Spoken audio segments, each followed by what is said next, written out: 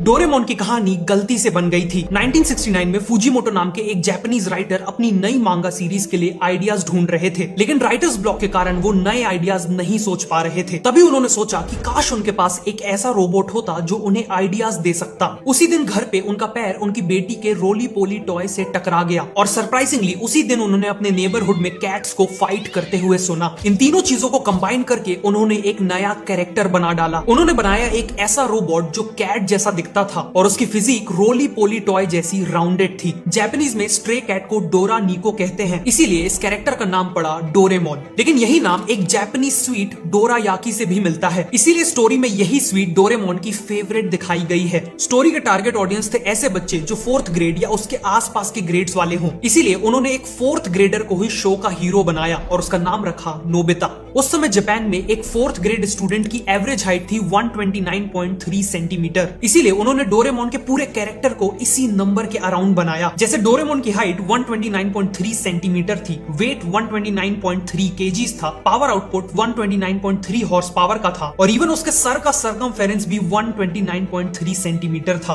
Finally Doraemon के gadgets बनाने के लिए फुजीमोटो ने कॉमन लोगों की प्रॉब्लम्स और सिचुएशंस को ऑब्जर्व किया और फिर ऐसे फ्यूचरिस्टिक गैजेट्स इमेजिन किए जो इन्हीं प्रॉब्लम्स को सॉल्व कर सकते हैं, और ऐसे ही तैयार हुई कहानी डोरेमोन की। ऐसी और वीडियोस के लिए मुझे फॉलो करिए।